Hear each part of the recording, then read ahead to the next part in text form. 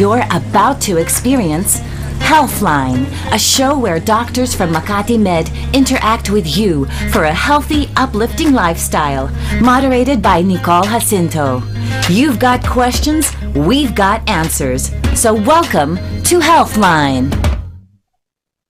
Hi, everybody, and thank you for joining us on Healthline with 𝗏𝗏𝗵𝗏. I'm your host, Nicole Jacinto. Today, we're going to talk about kidney stones, and our guest is Dr. 𝗛𝗏𝗶𝗵𝗏. And Dr. Peñaranda, welcome to the show. Thank you for having me, Nicole. Oh, it's my pleasure. So you are a nephrology specialist? Yes, that's right, Nicole. So when we say nephrology, of course, we are referring to the kidneys. Okay, so a lot of people have questions about kidney stones, but we actually don't get to focus on it a lot. So I'm so happy that you're here today to be able to tell us more about it. Can we start, doctor, just by getting a brief description of what the function of the kidney is in the body, so that we understand more later on when we talk about kidney stones? Yeah. Actually, the kidney serves as a filtering organ, no? It saves the substances, which are needed by the body. When it's needed by the body, it's being reabsorbed by the kidneys. I mean, it's a complicated process, but to make it in simple terms, inaabsorb niya those substances which are needed, and those which are not, yung mga toxic substances or waste products, yung nalalabas. Okay. That's great, doctor. So just to recap what you said, our kidneys basically, I guess the main function, they have a lot of functions in the body, but they basically are like they take away, it's like they filter. Yes. And then the good substances that our body needs, they put it back into the stream for the body, and the toxins they put out. So this comes out through our urine. Right? Okay. Yeah. So that's great. Thank you for answering that. So of course, it's going to get to kidney stones. So what exactly are kidney stones? Yeah, when you say kidney stones, it's also called urolithiasis, kidney stones, kidney stone disease. It is the abnormal formation and retention of solid phase inorganic and organic concretions. When you say concretions, those are hard substances, which are a product of an abnormal metabolism in the body, and then those formation or concretions turns into solid, and those solid particles are being lodged, in the lumen or the passageway, of the urine from the kidneys to the ureter and then to the urinary bladder, So they are also called renal calculi, nephrolithiasis, and these are hard deposits of minerals and salts that form inside our kidneys. And when you say kidney stone, it is not really a diagnosis per se, but the common manifestation of a variety of underlying causative and metabolic disorders. Yeah. Okay, so kidney stones actually, they are things that they're I guess lumps of solids, If Correct. Please correct me if I'm wrong. I'm trying to just understand very well what you said. They are deposits that are found not only in the kidneys but even in the urethra and the bladder. Is that possible? Yes. Ureter. The ureter. Okay. So and they're not supposed to be there because they block the way. Yes, correct. They're solid formations, and as you said, Yes. they're kind of there's minerals and salts there. Yes, correct. All right. And then you did say that kidney stones are not a diagnosis, but rather a kind of I guess a variety of problems or conditions that the patient might have. Okay. Correct. Doctor, I have a question. When these particles or deposits form, as and are identified as a kidney stone, do they form like one by one or in groups? Like there could be groups of them all together, or just one by one. And does it when it manifests, do you usually see it in one kidney only or in both at the same time? Okay. For the first question, usually they are in one piece, but Okay. it can be in several locations, no? Mhm. From the kidneys to the ureter to the bladder, and it can be also be possible in both kidneys. Yeah. Can be part. Okay, so Mm-mm. you have seen situations or patients with with conditions or circumstances where the stone is in one kidney only, or and then the ureter, or it's Correct. also in two kidneys and Correct. be in different places. Yes. Correct. Just because we have two kidneys, it doesn't mean it's always Mhm. in unison how it forms. Yes. Yes. Yes. Yeah, great, doctor. Uh, Okay, so, can I ask you, what is the smallest stone you have encountered in a patient? Or I guess, when is a kidney stone or a formation considered a kidney stone already? No, does it mm-mm. have anything to do with size of Yes. mass? Mm-mm. It is very important. When you say kidney stone first, no, it is usually captured, no, in imaging studies, no, Mhm. like for example, an ultrasound, no, and then by an X-ray of your kidneys, your Mhm. ureter or bladder. But of course, the most sensitive is a CT stonogram. It's like a CT scan.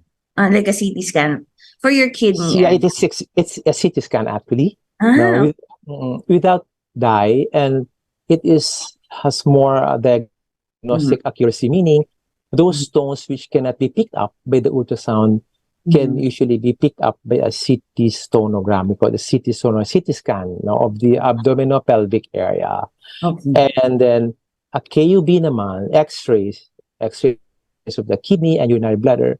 Usually it cannot really give you the full information because there Mhm. are stones which cannot be picked up by an X-ray, like your uric acid stones, because they are called radiolucent stones. But Mhm. when it is a calcium stone, it can be picked up by X-ray. Mm. Okay.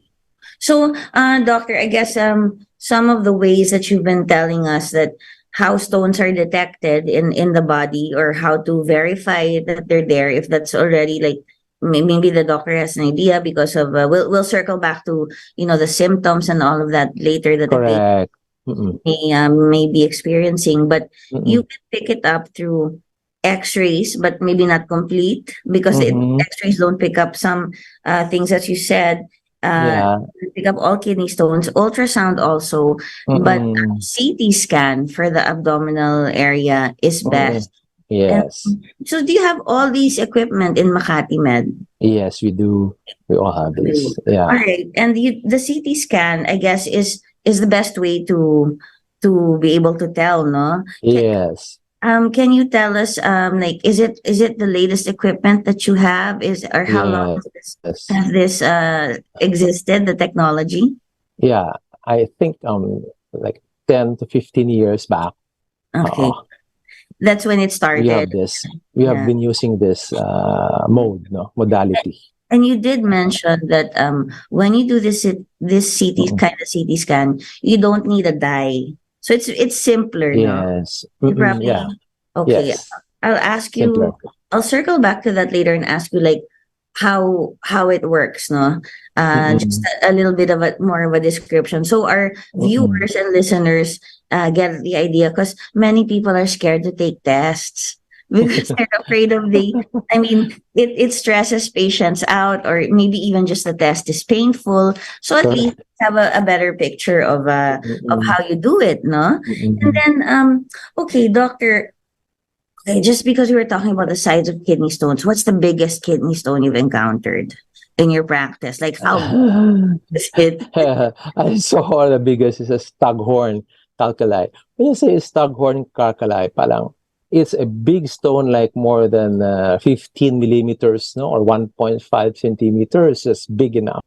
Wow. And then there are parang in Tagalog, sungay-sungay. Sungay-sungay, yes. So a kidney stone is Yes, doesn't always staghorn look like a calculi. stone na round, because people have Mm-mm. this image in their head that it's round. So it can be like Uh, it has Different different shape. shapes. Oh, okay. Mm-mm. And edges. Mhm. Okay. And edges also. Oh, Yes. that's cool, doctor. Okay, just so that Mm-mm. a kind of a question that a kid may ask you, a kid like myself, a big kid like myself may ask you. And then, doctor, we're talking about kidney stones. Are there different types of kidney stones? I mean, do you have different classifications for kidney stones? Like, so are some Yeah. painless, or parang, are there alert levels that you classify them under? Mm-mm. Yeah, in general, no, there are different kinds of stones that can be picked up by a CT stonogram. No, we have the uric acid stone. Okay. We have the calcium oxalate stone, calcium phosphate, the struvite stones, and then the cystine stones. No, Okay. those are generally the kind of stones that we encounter, or the abnormal metabolism can produce. No, So it's not just one stone or one type of no, stone. You mentioned correct. calcium, so that's like you have too much calcium in your body, or That's the most common. the most common is calcium. Okay. Yes, oxalate. And Yeah, you mentioned a few other types of uric kidney. acid. Uric Mhm. acid, yes. Okay, that's probably something that a lot of people would jump into because they are like, oh, mataas yung uric acid ko. Di ba? You hear Yeah, Pinoy say that a lot, yeah. mataas yung uric ko. Or they're on medication for uric acid stones, for uric Mm-mm. acid. So if your uric acid is high, does it kind of lead directly to developing kidney stones? Mm-mm. It can contribute, You no, can but not really directly. So Uh-uh.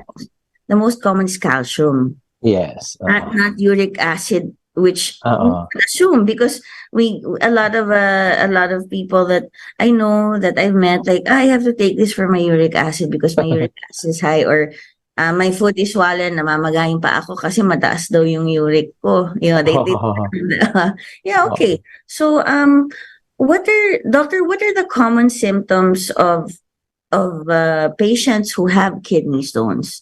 What are the common symptoms that they experience? Okay.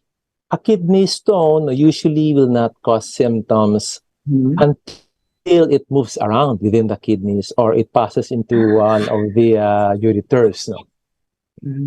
The ureters, these are the tubes, no, that connect the kidney and the urinary bladder. Okay. Now, if a kidney stone becomes large in the ureters, it may block the flow of urine and cause the kidney to swell and the ureter to go into spasm, which can be very painful. No? Okay. At that point, you may experience already symptoms like severe, sharp pain in the side and back, usually below the ribs. Pain Okay. that radiates, no, to the lower abdomen and groin, and a pain that comes in waves and fluctuates in intensity. And lastly, usually a pain or burning sensation while urinating. Okay. So just to recap, doctor, like if you are some of the symptoms that you can experience. I mean, usually you said a person with kidney stones may not know that they're there until they experience these symptoms, which are until the kidney That stone moves around within the kidney. Okay, it moves around, and then one of the things it can do is block your the passage of urine. Correct. And that's when you feel these symptoms, which can be pain in the side or the back, the lower back, underneath the ribs, pain that radiates any side, no, because we have two kidneys, could be the left or maybe both. And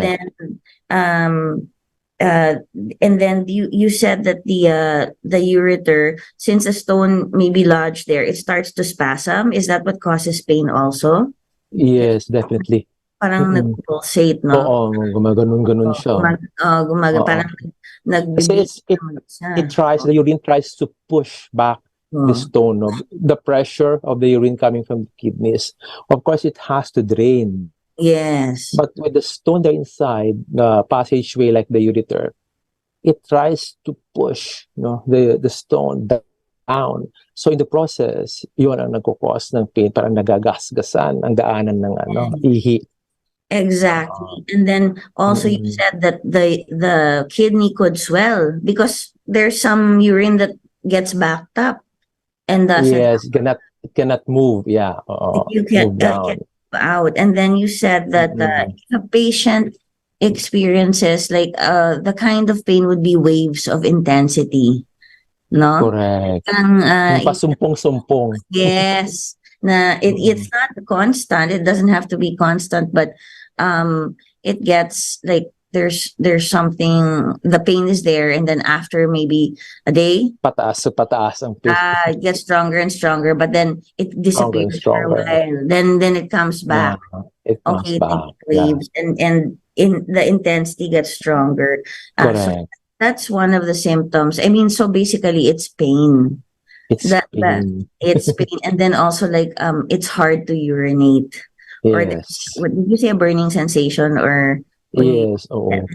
so for both men and women, no, doctor. Yes, correct. Like, what is this? My back hurts, or something hurts, and it's coming in waves, and then I'm having a hard time. Usually, Nicole, the Yes. pain associated with the kidney stone, especially if it's moving, no, in the kidney and then going down the ureter, tinatawag natin na excruciating pain. Yung pain na hindi mo na-experience before. Yes, it's from a scale of 1 to 10, how strong is your pain? 10. 10 agad. So you will notice it kasi masakit talaga when you say parang you cannot sleep, you cannot eat, like all you can think of is you cannot move to one position, you cannot find a comfortable position kasi nandun siya, steady pain.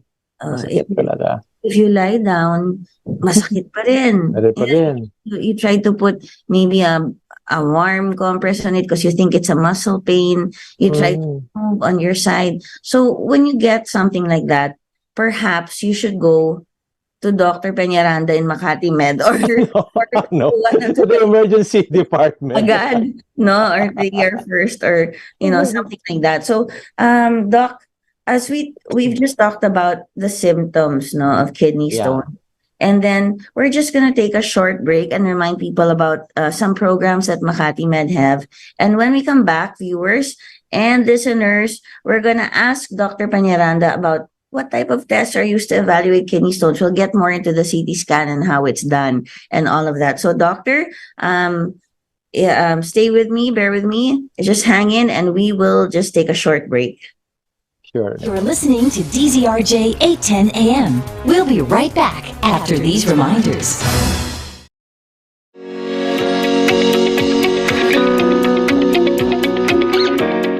Hi, this is Dr. Jacinto from Makati Medical Center, and I'm happy to share that our world-class quality healthcare with the heart is now more accessible and affordable at Makati Med Care Access, Araneta City. What's more, Makati Med Care Access is the only single-use hemodialysis center in Araneta City. It's now easier for patients to avail of renal care services right in the heart of Cubao. We offer health screening and diagnostic procedures in this facility at affordable rates. You can get services such as mammogram, ultrasound, lab procedures, ECG, and many others. We believe that access to affordable, quality, and compassionate healthcare is a basic human right. And we at Makati Med Care Access Araneta City are doing our best to make this possible to more people. You can find us at the ground floor of Manhattan Plaza Tower 1 in Araneta Center, Cubao. We are open from Mondays to Saturdays from 7 a.m. to 5 p.m. and Sundays from 7 a.m. to 4 p.m. For inquiries, you may reach out to us at the numbers below. We look forward to serving you here at Makati Med Care Access, Araneta City.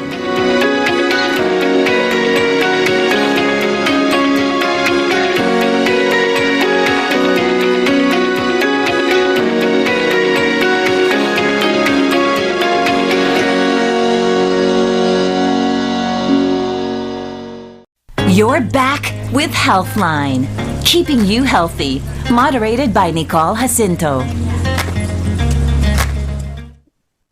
Hi, everybody, and welcome back to Healthline with Makati Med. I'm your host, Nicole Jacinto. It is June 12 here in the Philippines, and June 11 in other parts of the world, but whoever is watching wherever and whatever time you watch this, because you know you can watch it on Facebook and on Yahoo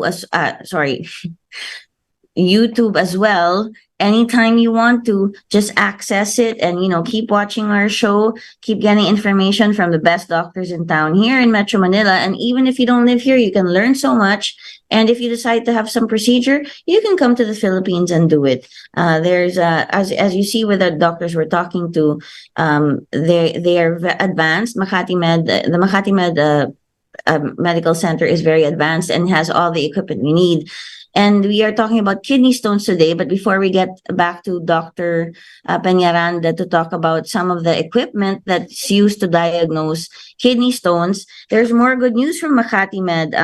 Congratulations, Makati Med, no, because they have an outpatient surgical suite launching.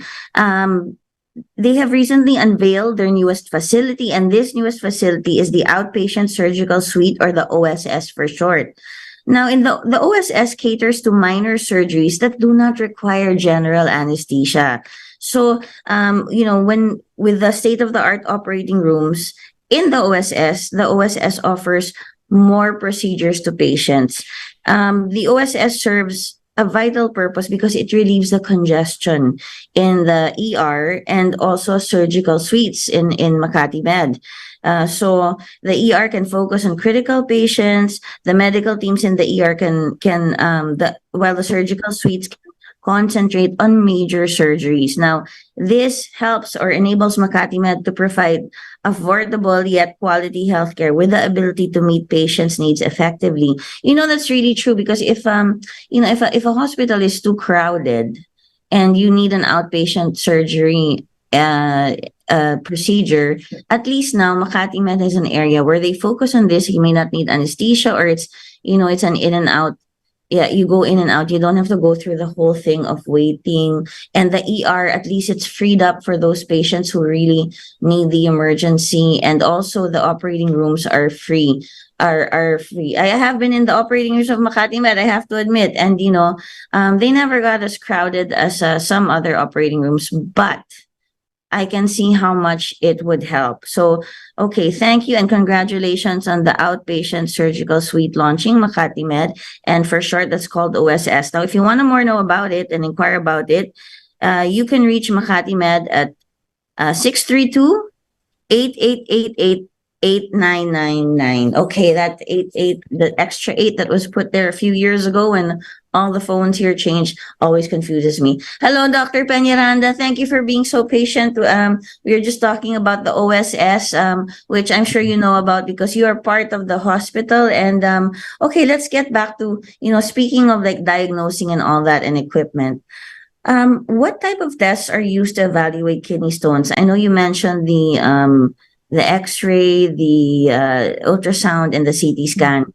Now, for you, doctor, when do you decide that I'm just going to X-ray the patient? That's all I need. Or, I'm going to do an ultrasound, or I'm going to do the CT scan. How does that happen? Okay. So between ultrasound, X-ray, and CT scan, of course, you have to consider some contraindications to doing a CT scan. Yes. As we know, CT scan contains it contains radiation. It gives a patient radiation, So radiation usually is not offered to pregnant patients, that's for sure. Okay, so yeah, each time a patient is going to undergo CT scan, they're always asked, by the staff, are you pregnant? Or Will you be pregnant? Yes. Yeah, that's true. Now, for the accuracy, of course, the highest diagnostic yield would be a CT stonogram. But if that is relatively contraindicated or absolutely contraindicated, you could use an ultrasound. An ultrasound can pick up stones also. It can. And of course, the X-ray of the kidney, uterus, and bladder. We could also have information whether the patient is having kidney stones or not. But for the information of everybody, the basic clue, to whether you are having a kidney stone, for example, in patients who are younger, when your urine, develops red blood cells, when it shows red blood cells, and usually, if you are a stone former before, and then your urinalysis maybe like in an annual PE will show red blood cells, so that is something to be worked up for or something to be explored. When you say red blood cell, it should be more than 3 red blood cells per high power field. Should be more than blood cells. That is in the normal urinalysis report, Of course, the urine pH also of the urinalysis is very important, Most likely, it can discriminate, the urine pH between a calcium stone and a uric acid stone. Wow, okay. By the pH, because pH of less than 5.5, usually you are dealing with the calcium stone, which is the most common kind of stone. But your urine pH is like 6 all the time, most likely you are dealing with uric acid stone. That is according to a study done 5-6 years ago. Yeah. But of course, we have to confirm it with ultrasound, X-rays, and CT sonogram. Okay. Sorry. No, go ahead, doctor. I was to say that we all have it here in MMC. Okay. Okay, so doctor, if a patient came to you and you suspect that they have a kidney stone or kidney stones, the first thing you would do actually would be to take some blood for a lab tests. Yes. Yes. Okay. So they're coming to you with excruciating pain, and then you suspect they have kidney stones, or they may even know or suspect that they have it, and or they may have gone to a doctor and another doctor, and the doctor referred them to you. No, because they suspect they were okay. So I think see Dr. Peñaranda, maybe it's a general practitioner, their family doctor, and the patient is like, my back really hurts, and when I pee, So one of the first clues really you're saying is when you have a stone, there is blood in your urine. So basically, what do you do? There are 2 lab tests that do you also take it from the blood? So first, it's actually a urinalysis that you take. Okay, so the patient, okay, will give you a sample of their urine, and just to again reiterate to people out there, the sample that you give when you, and correct me if I'm wrong, doctor, because from what I know, when you first start to urinate, don't get that as a sample. Get the middle stream, the middle of the. Correct. Okay, so for women, excuse me, Nicole. No, go ahead, please. Let us know, please. For women, because more often than not, when you are being told to get a urinalysis, sometimes the healthcare workers or the technicians, they usually do not instruct properly, Yeah. So the best way for a proper collection of urine is usually for women, They should wash properly with soap and water and dry, and then they try to catch the urine midstream. Okay. A sterile bottle. Usually they get it from the laboratory or from the hospital's laboratory. And of course, doctor, you said wash with soap and water. Don't use the feminine hygiene products, just soap and water before you. They can use the feminine hygiene products, but it can be simpler when you use soap and water. Yes, to use soap and water, and then okay, so that's a great point, doctor. Okay, wash properly, use soap and water or whatever if you have some feminine hygiene products, and then go and catch your urine in the middle of the stream in a sterile. Yeah, I noticed they don't remind. They don't tell you're correct. They don't instruct patients not to do that, female patients, and then also, I guess you should know to tell the doctor if you are menstruating. Mm-hmm. You're menstruating because, I mean, if you have, I can't take the urinalysis right now because I have my period. I mean, Correct. because there will be blood there. Mm, And yes, more than correct. 3 blood cells, as you said, the clue is that when you check it, if it's more than 3 blood cells, and that's when you start saying, okay, this person has a kidney stone. How about for men, doctor? Mm-mm. How do they also have to catch it in midstream? What's your recommendation? Yes. For, Yeah. All patients know who are going to catch urine for urinalysis should catch it midstream. Mhm. Midstream. And anyway, I mean, you're going for you're giving your sample of urine. Some people are like, ew, it might hit my hands, but urine is is well, you It's can wash supposed to your be hands. sterile. Yeah, urine is sterile when it comes out, right? So actually, clean when it comes out or sterile, and then you can wash your hands anyway after. So, thank you for reminding us, doctor, of the proper way to do it. And after you take the urinalysis, do you or along with it, do you do other lab tests first, like take the blood to see things Yeah.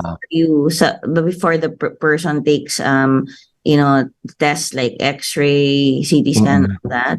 Yeah, I usually request for a metabolic panel, which Mm-hmm. includes your electrolytes, you Ah, know, okay. of course, your electrolytes, that will include your total calcium, Mm-hmm. your uric acid, Mm-hmm. and of course, it is important for a doctor to elicit a history of any systemic disorders, like, for Mm-hmm. example, disorders of calcium homeostasis or calcium balance. Yeah. When a patient has primary hyperparathyroidism, is very important, Uh, because conditions like that, it's usually accompanied by mhm. extrarenal calcitriol production, meaning there's excess calcium production, and sometimes it deposits, on the Mhm. what you call this, on the kidney. So it's very important that we get all those metabolic panel to give us an idea also, Yeah, whether this patient, yeah. it's great, doctor. Like you do a complete thing. When you say metabolic panel, is that like a spec 23? Yes, Okay, correct. so that would be something where you have to fast. You have to fast for How many 12 hours, hours. doctor? 12. 12 hours. Okay, Mm, not even a sip of water in between. you can, A little bit. a little Okay. bit, yeah. And so, you should get to the hospital in time or after that.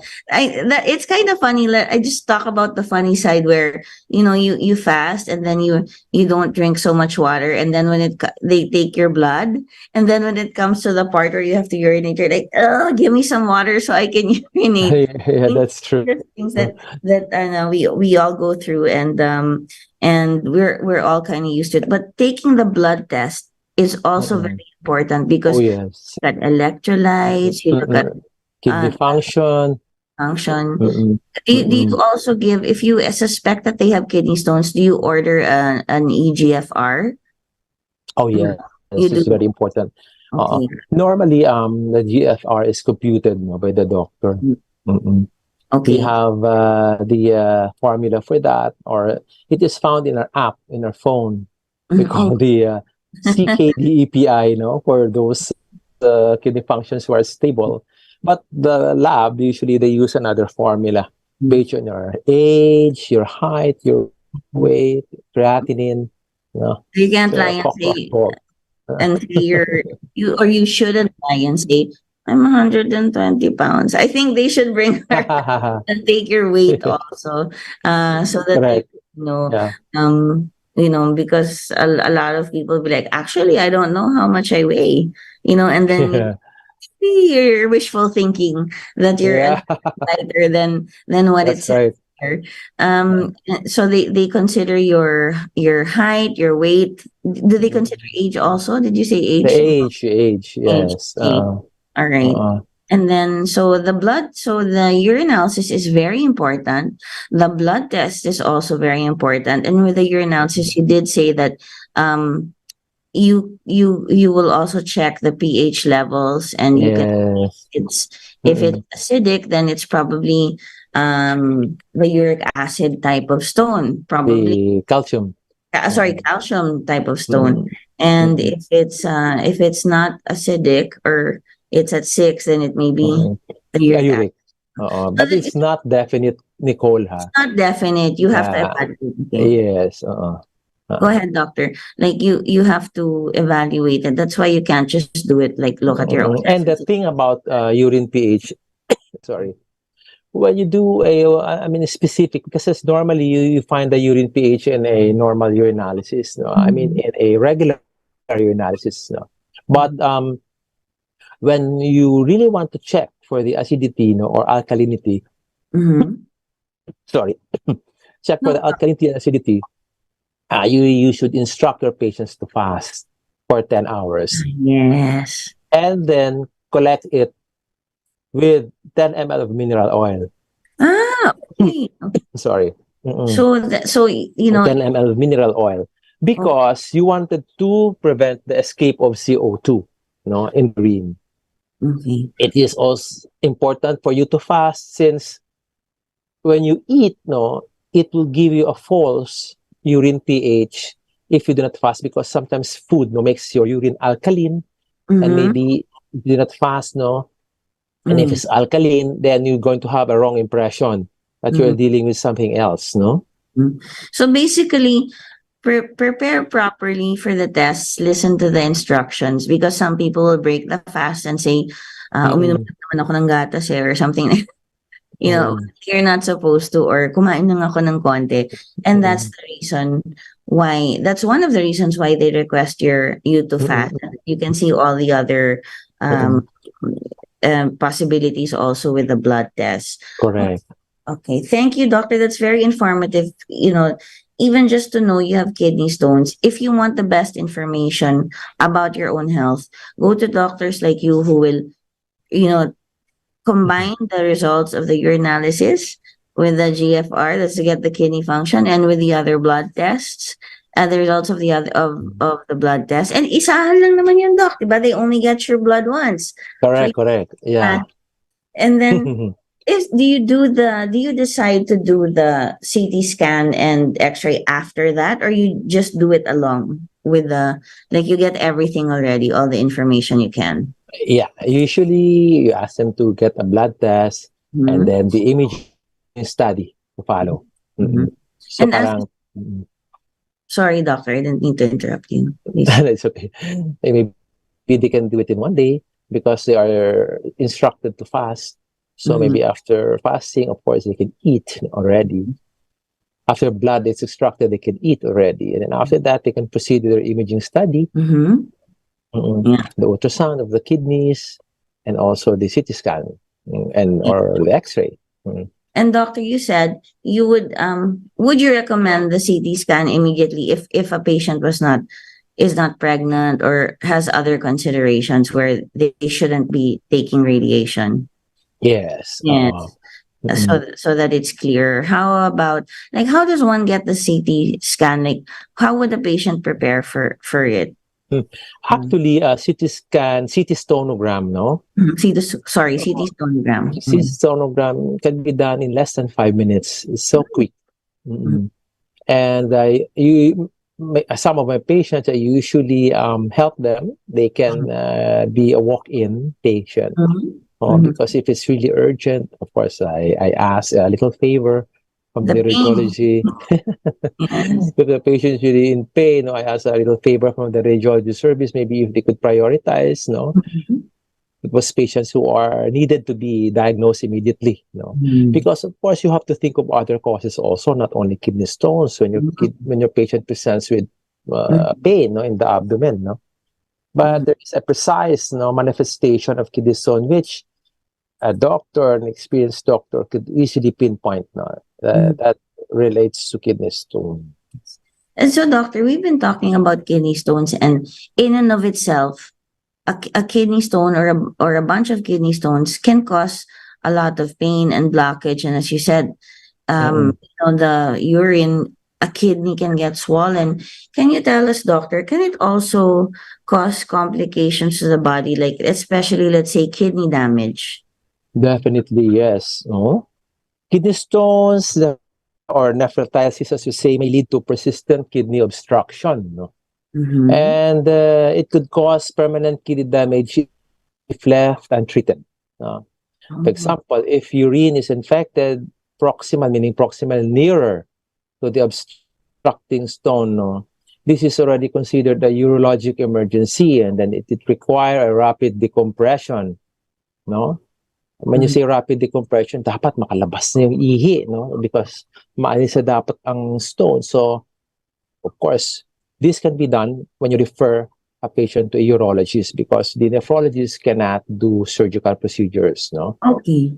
So you work hand in hand with a urologist, even Correct. Yeah. So the females and males who come to you, a nephrologist, and let's say you detect that there's an emergency already. For you, that's an situation because the kidney's starting to be damaged, the urine needs to come out. You call a fellow urologist and surgery is done. Yes. Okay, doctor. We just have to take a short break. But when we get back, let's talk more about the treatment options and that surgery that you mentioned that a urologist does for you or with your guidance. Or are you all in the same room? Yeah, you're all together. Okay. Yeah. So we'll just we work hand in hand. Yeah. We work hand in hand. That's great, Yeah. doctor. Okay. That reminds me of some of the TV shows with doctors, with the doctors operating on them. I wonder if those are realistic sometimes. Probably some of them, no? Okay. I won't names of the shows, but a lot of people like watch medical shows for the love stories and the drama that goes with it. And well, you can learn a thing or two, actually, if you do. Okay, so doctor, we're just going to take a short break to remind people more about the things that Makati Med has in store for them. Thank you. You're listening to DZRJ 810 AM. We'll be right back after these reminders.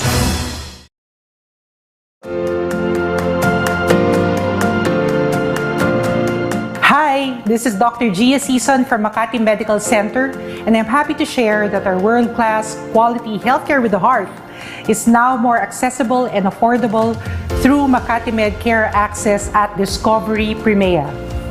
Available for outpatient care services, our 𝗛𝗶𝘵𝗵𝗶 site offers consultation and diagnostic procedures such as medical assistance, hospital admission assistance, blood pressure monitoring, laboratory tests, and X-ray, among others.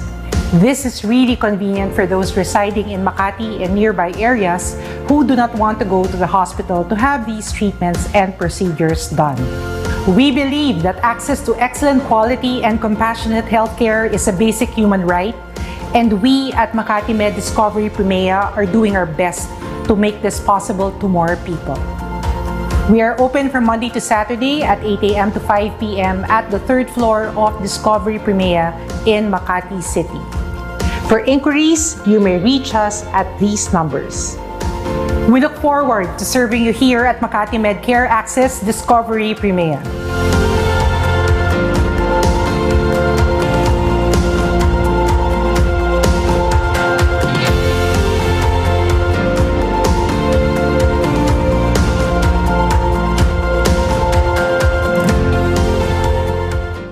You're back with Healthline, keeping you healthy. Moderated by Nicole Jacinto. Hi, everybody, and welcome back to Healthline with Makati Med. I'm your host, Nicole Jacinto. We're talking about kidney stones today. We are here with Dr. 𝗛𝗲𝗏, and we're about to go into how you treat or how he and others treat kidney stones. Possibly surgery and all that. We'll ask him in just a minute. But before that, I'd like to, tell everyone and congratulate Makati Med because they recently won the Tower Awards, no? The Makati Medical Center's nursing workforce and bed management team has been honored as one of the recipients of the prestigious 2023 the Outstanding Workers of the Republic or Tower Awards.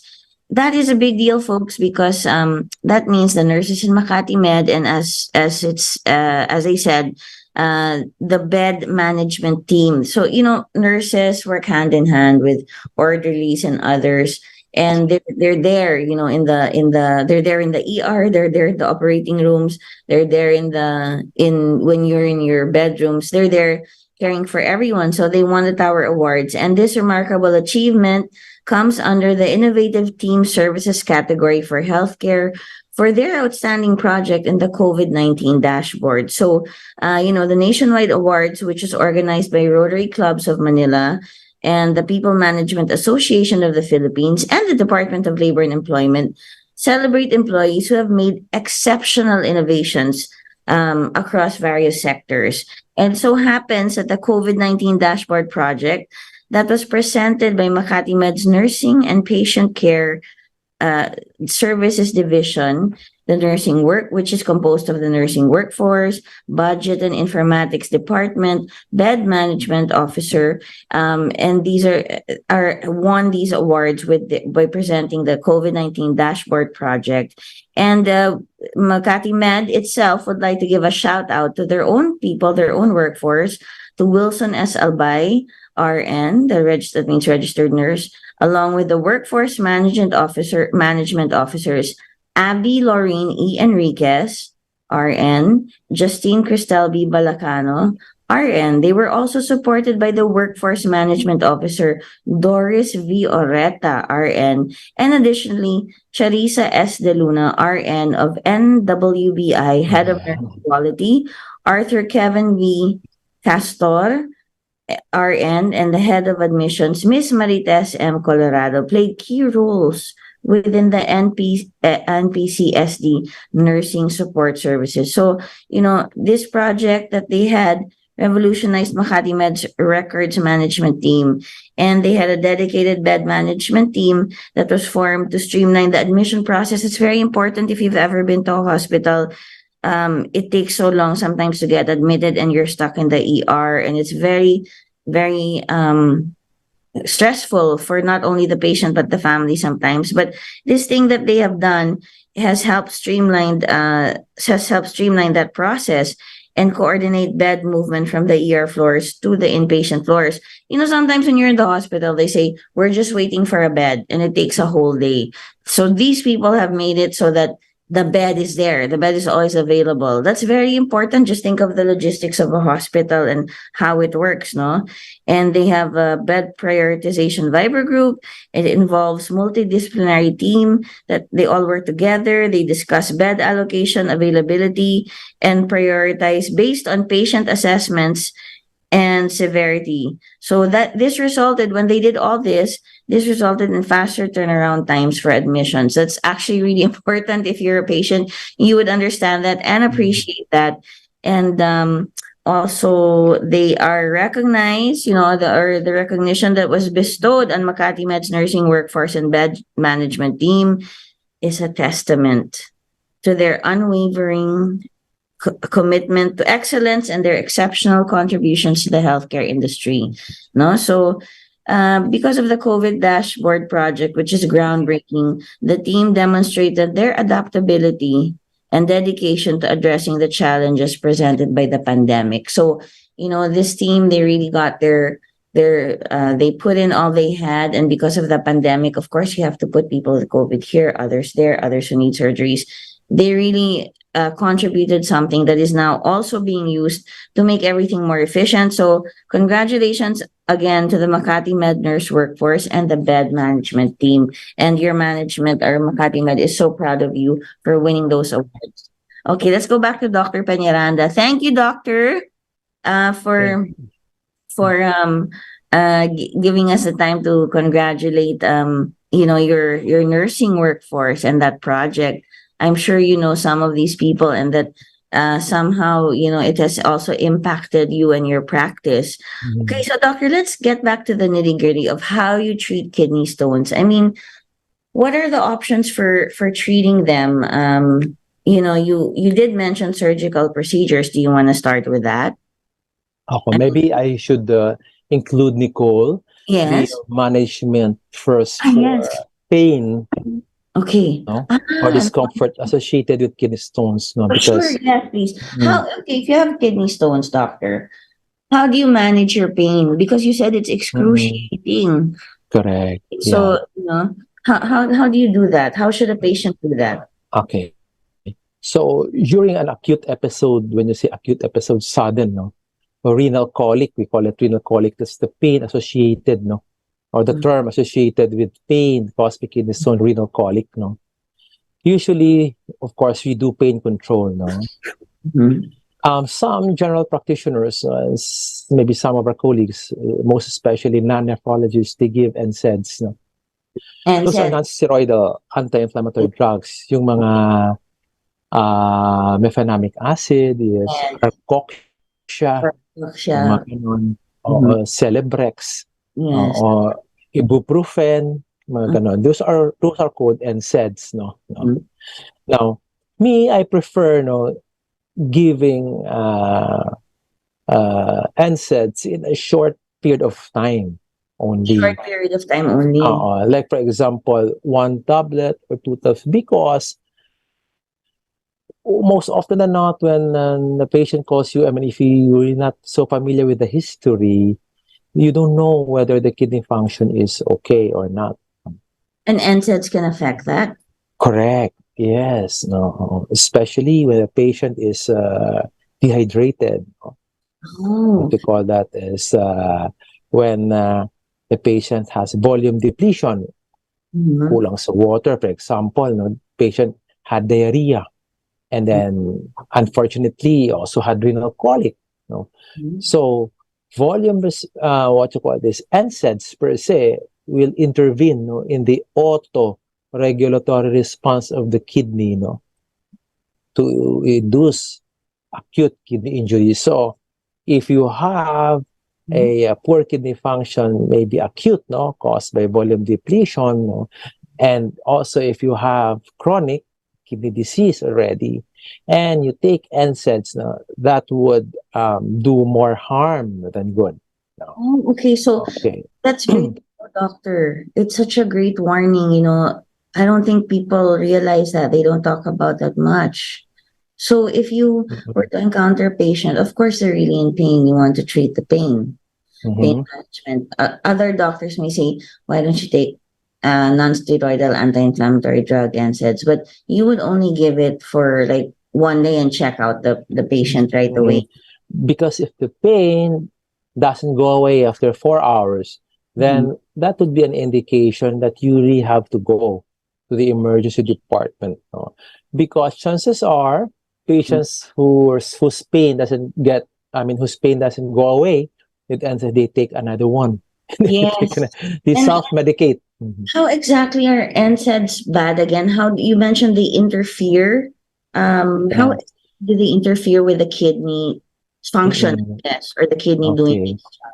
You see, our kidneys, no, are blessed with prostaglandins. So those are the substances, no, which promotes the flow of blood to the microcirculation of the kidneys, called that prostaglandins. Now, these NSAIDs are prostaglandin inhibitors.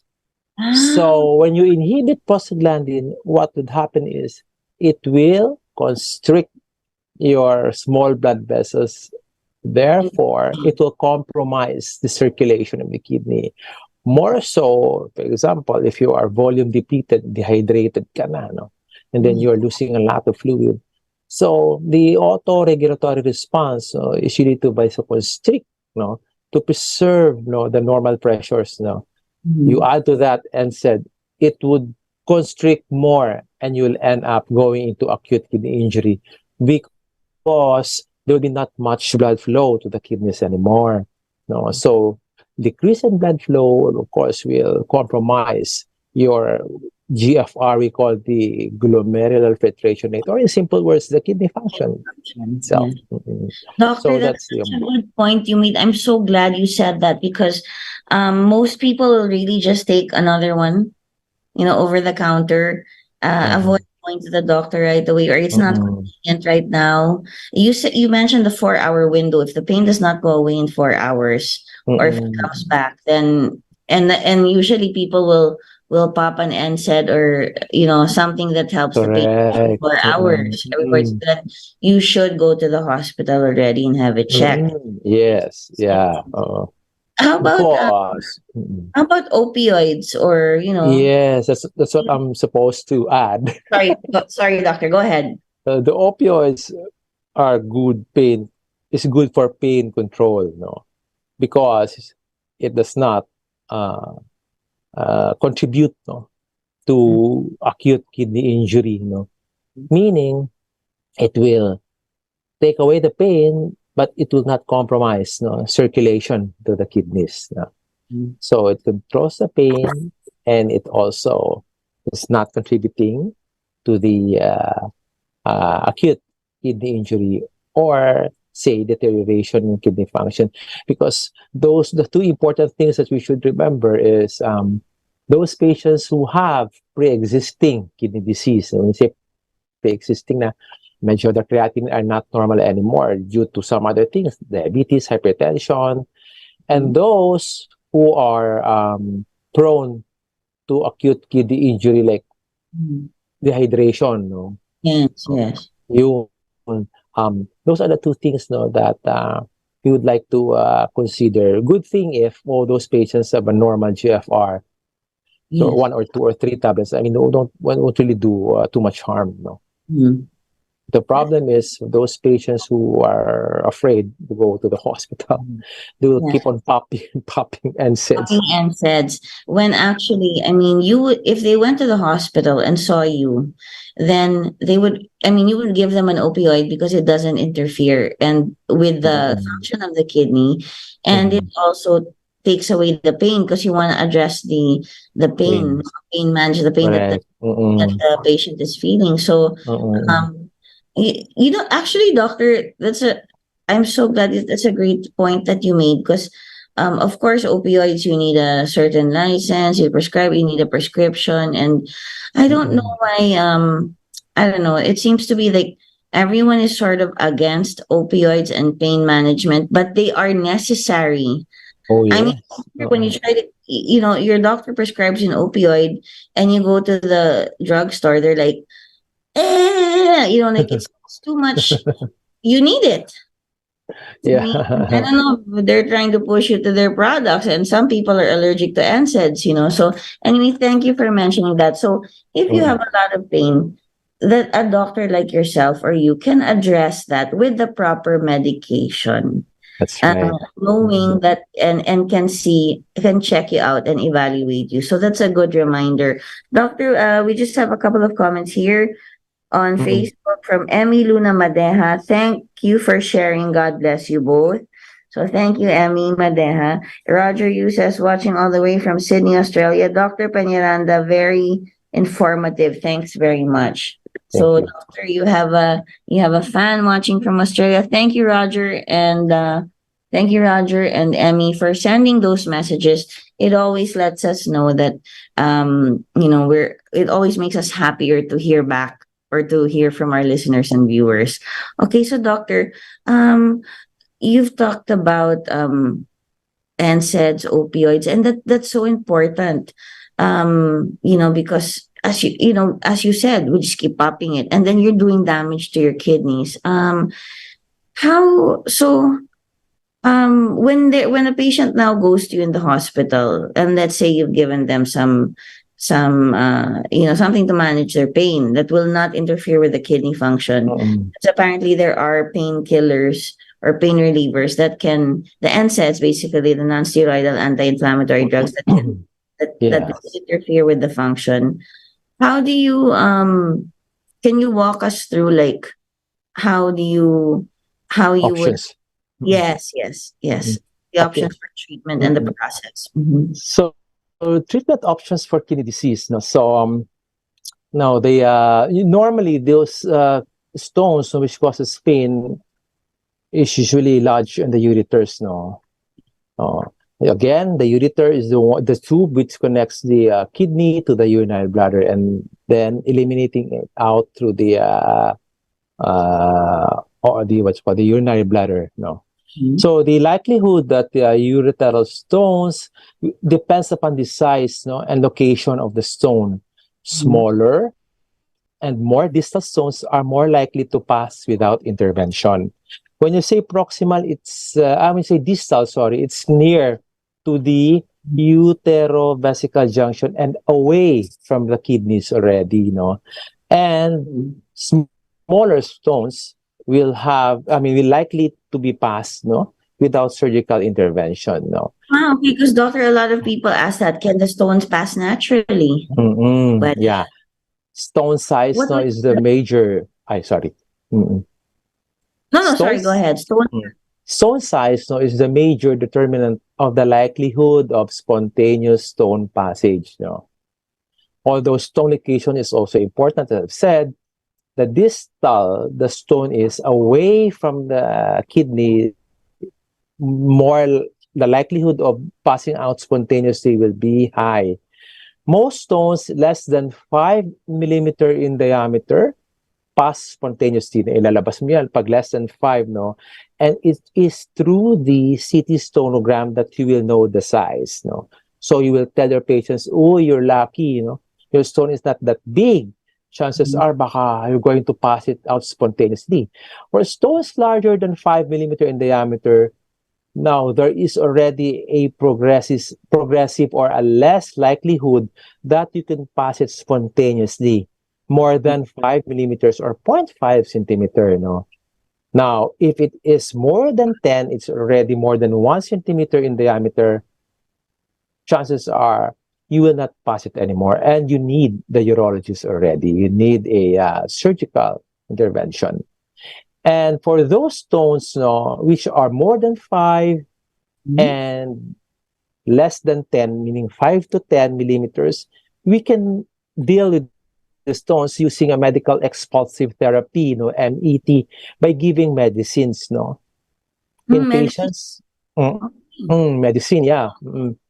For ureteral stones more than 5 millimeters and less than 10 in diameter, we usually give alpha blockers, Yung tinatawag na tamsulosin, 0.4 milligrams yun for up to 4 weeks, to facilitate a spontaneous stone passage, Now, most evidence exists, that for distal ureteral stones, yung malalayo na sa kidney, we usually give alpha blockers, to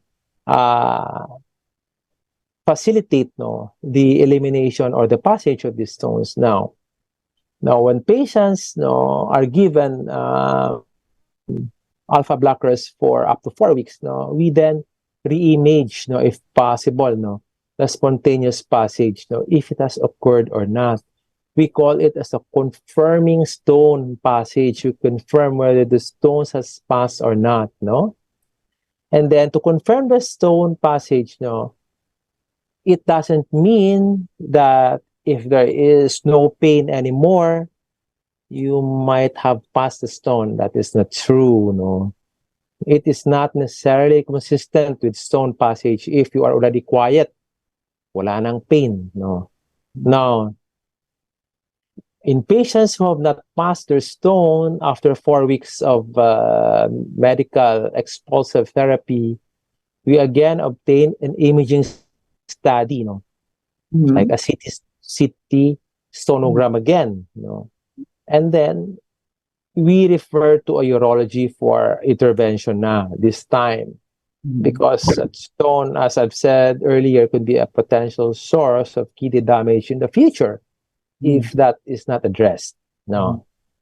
So for the procedures that can be done, of course, there are a lot. The urologists usually, they are subjecting the patient to a what we call as a stenting, or a ureteroscopy, or shockwave lithotripsy, Those are the procedures which the urologist will usually offer, Now, an urgent urologic consultation is warranted in patients with urinary tract infection pag may infection na.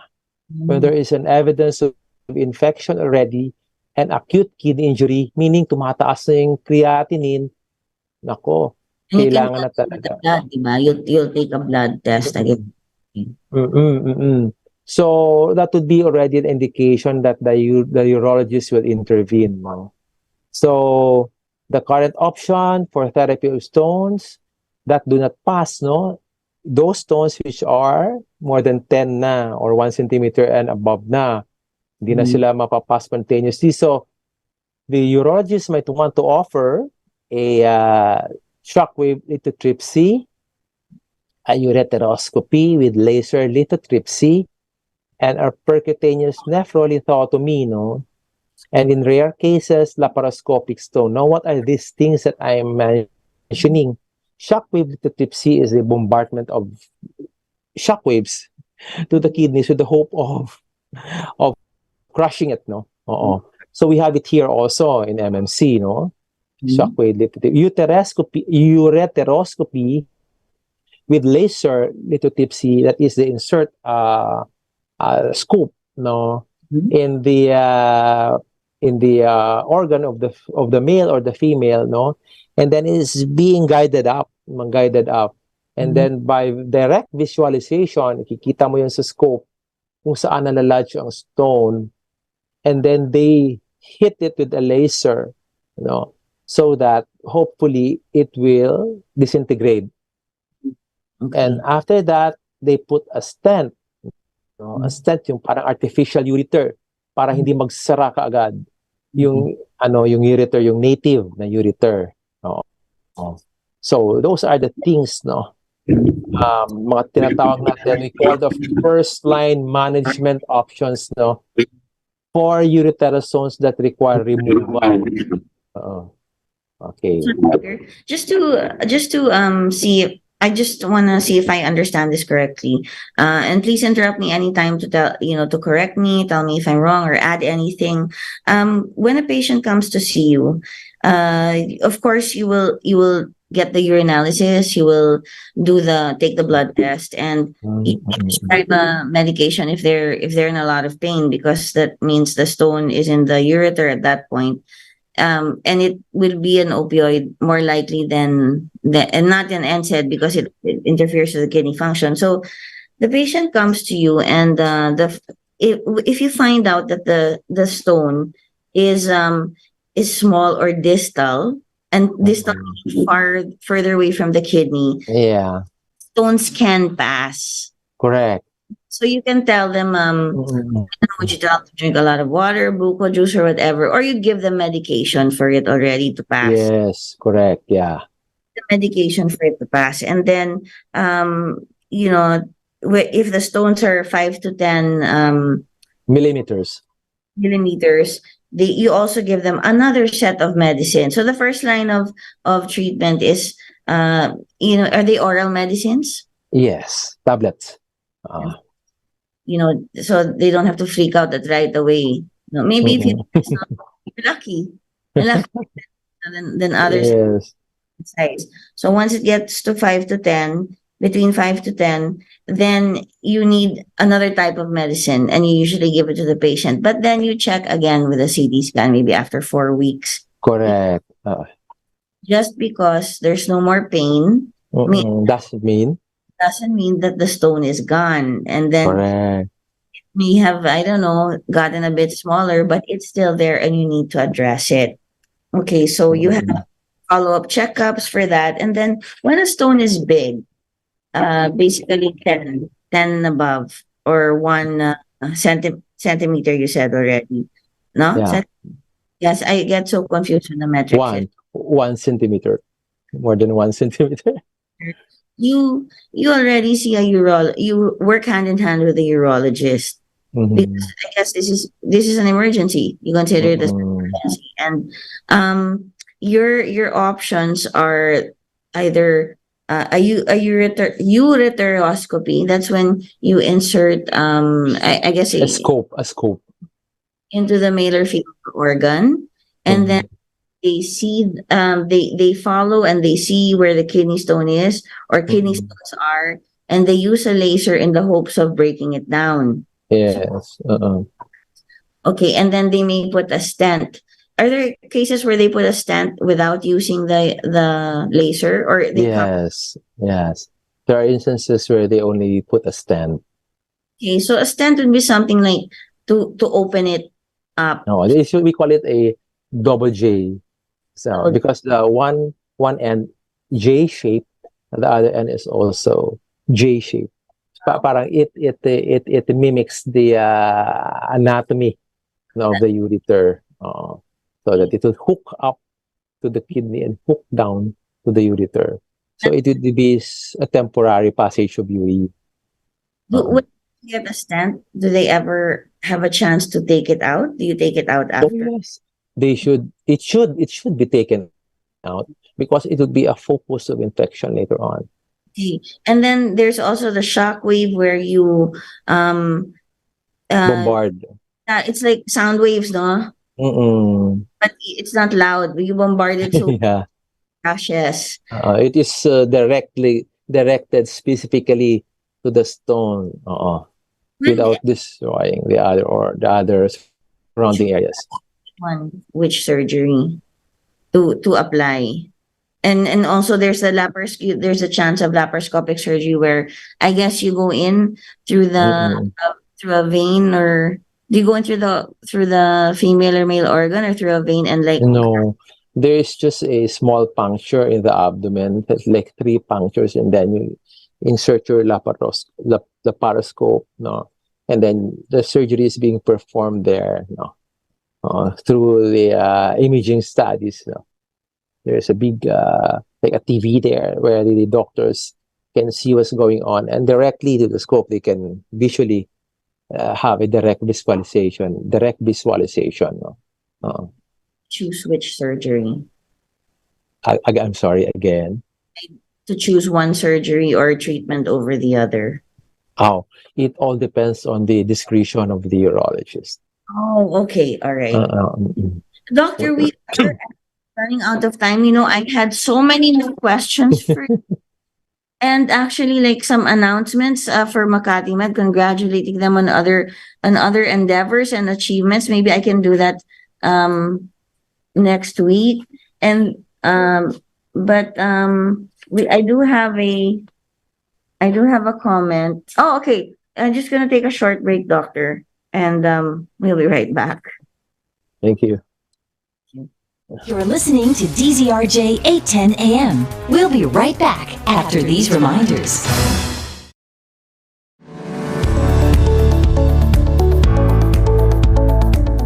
Hi, this is Dr. Jacinto from Makati Medical Center, and I'm happy to share that our world-class quality healthcare with the heart is now more accessible and affordable via Makati Med Mobile Care Access. As the name suggests, this service is mobile, which means that we go to where you are. Mobile Care Access deploys a team of professionals for face-to-face consultations and to conduct basic laboratory and diagnostic procedures, as well as vaccination and testing, depending on your needs. We can go to any location of your choice within the metro and readily offer these healthcare services to communities or groups. For added convenience, different modes of payment are available, including HMO benefits for those with a valid letter of authorization. We believe that access to affordable, quality, and compassionate healthcare is a basic human right, and we at Makati Med are doing our best to make this possible to more people. For inquiries, scheduling, or pre-registration, you may reach out to us at the following numbers. We look forward to coming to you and serving your community with Makati Med Mobile Care Access.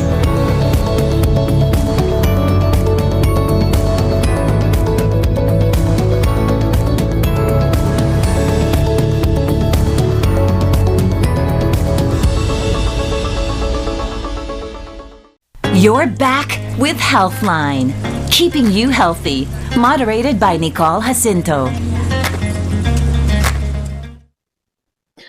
Okay, welcome back to Healthline with Makati Med. And doctor, we do have more time. We have more time to ask some of those questions and discuss a bunch of those things. Before we get to that, we'd also like to, there's some remarkable news that we can share with you today about Makati Medical Center's stroke team in the section of neurology that has achieved an extraordinary feat. So they've been awarded the platinum citation by the Angels Initiative for Stroke Management for the second time. So it's the second time they've gotten that award, and this recognition by the Angels Initiative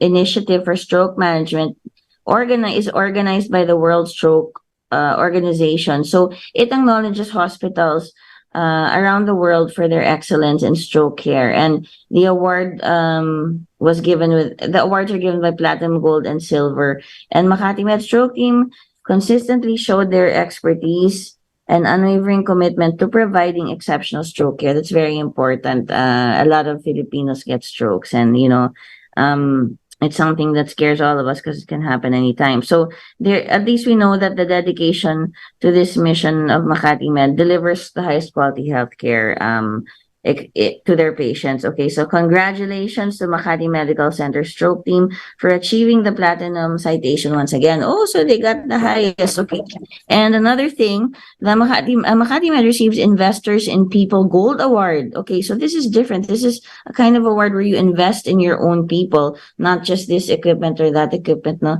Makati Medical Center achieved a milestone in people management practices, and it recently got an award, the prestigious sixth generation Investors in People Gold accreditation.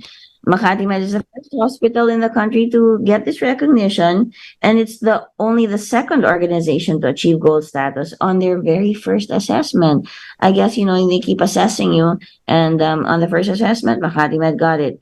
Now, this achievement, it demonstrates Makati Med's commitment to their employees. So, and how they dedicate and how they create a nurturing environment for work, and how it has been successful in establishing connections with people. So not just with equipment and all of the latest cutting edge stuff, but connecting with people and providing abundant learning opportunities. And talking about investing in people, the evaluation revealed that Makati Med's practices are rated as advanced or established. So it surpasses the average rating for investors in people. So this just goes to saying that Makati Med really puts a lot of effort in investing in their own employees. Okay, so congratulations for this exceptional achievement. Doctor, we have a comment from Mali Chua. Thank you, Dr. Peñaranda, for your informative and helpful talk. More power to you. So Thank you, Mali. Okay, so that's great, Doctor. Okay, let's get back to what we were talking about. How would you decide between you said it's the urologist who will decide. Do you get to have you gotten into a fight with a urologist over over what procedure? We don't want to fight them, or else our patients, they won't remove the stone to our patients. Do patients get, I prefer this, why can't you do it with this? Does that happen sometimes? Because there are indications and contraindications. In general, the main indication for surgical treatment includes pain, infection, and obstruction when the urine flow is compromised already. There is no specific surgery required for asymptomatic patients, particularly those that are less than 5 millimeter in diameter. However, surgical stone removal may be reasonable for patients when they are asymptomatic. Those who are frequent travelers, for example, pilots, those who are contemplating to get pregnant, or those who wish to avoid symptomatic stone episodes. So even though they are asymptomatic, sometimes a surgery is done per request of the patient. Basically, it gets discovered that they have stones, even though they don't feel it. It's a symptom. How does it usually get discovered? Like imaging study, and by a pain, usually pain. Pain, pero not much. And it may not be very severe pain. But then you of course the doctors know, even general practitioner, back pain this person. So I think let's check your kidneys, and then it so happens. So that's how it usually gets discovered, by back pain or pain of some kind. Yes. correct. Or maybe you've taken a CT scan for something other reason, then you're like, oh, Yeah. kidney An incidental finding. yes, additional finding. Uh, Okay. So, doctor, in your practice, have you seen that any, oh, you mentioned pilots. Is that because they stay at their seat and don't urinate often? Is that the reason why? Not necessarily, because the main complication for that is usually you get urinary tract infection, because if you try to hold your urination, of course, it will be stagnation of urine. So it will be a focus, of infection, because normally we want to eliminate, Mm-hmm. So we those should, things. it's okay, like if we drink a lot of water and pee all the time.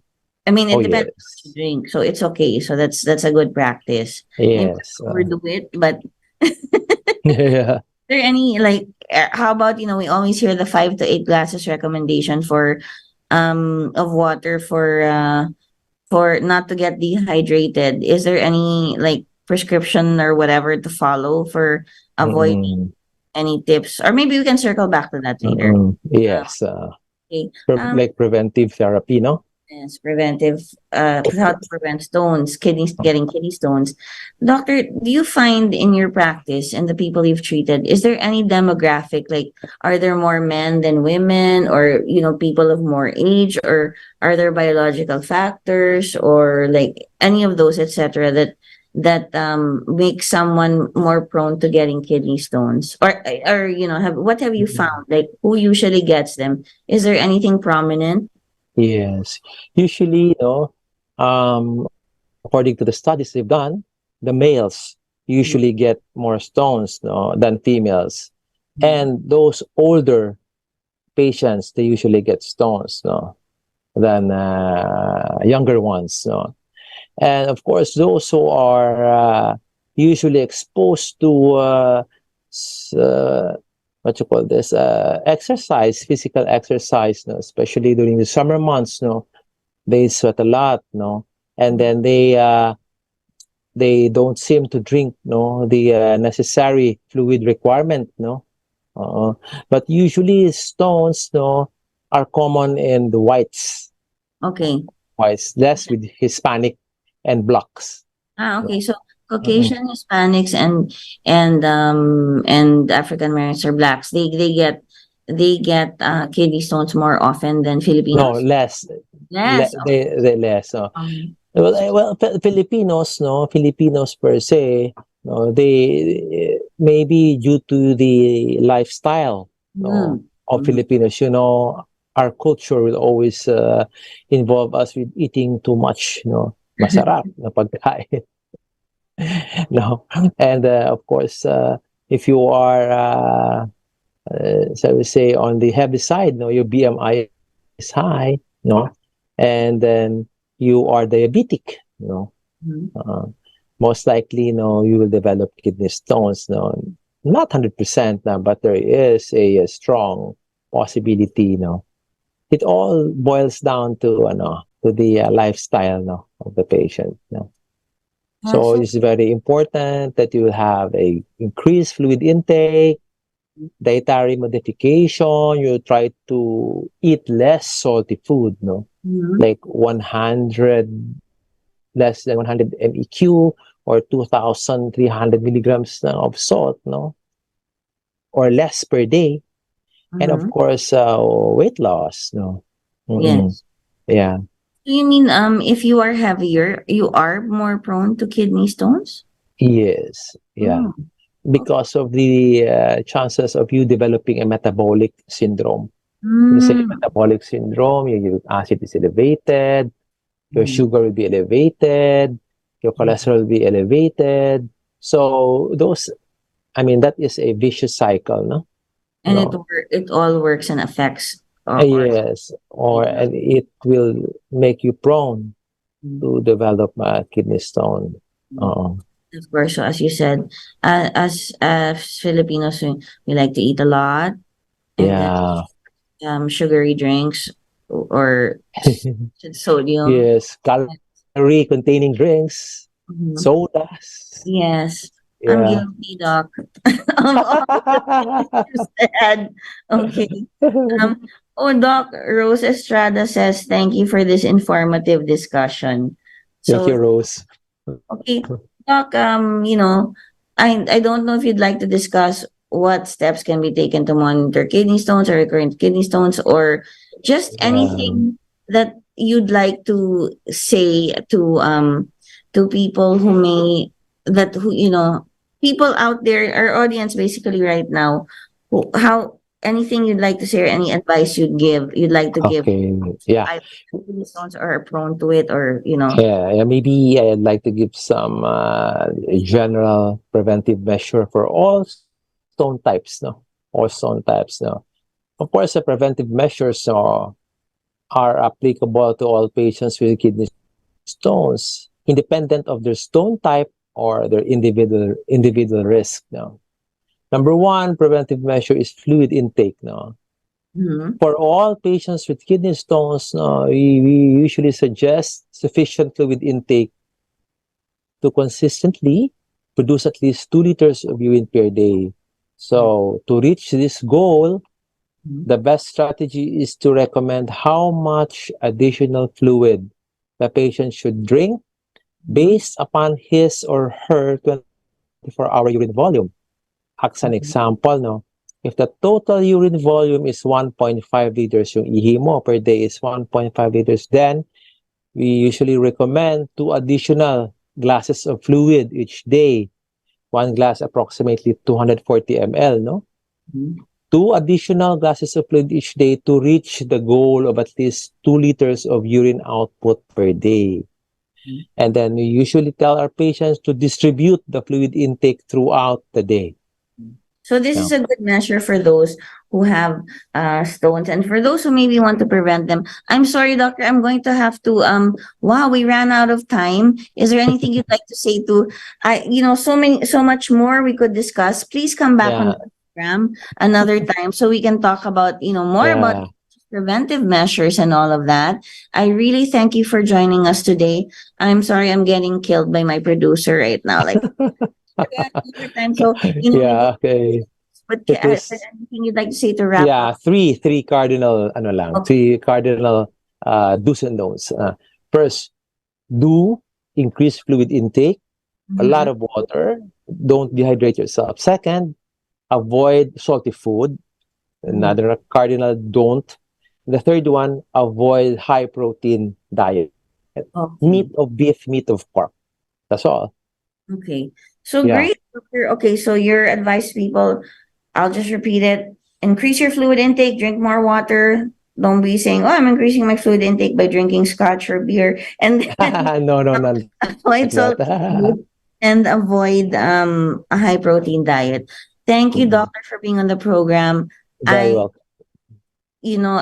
I hope you come and join us again so we can talk really more about the preventive measures and go through it, and just anything else you'd like to discuss about your specialty. The cases of having kidney disease or kidney stones and just problems with kidneys in the Philippines are really quite prevalent. So this is great. Thank you for being on the show, doctor. My pleasure, Nicole. My pleasure to everybody. Take care. Come back soon.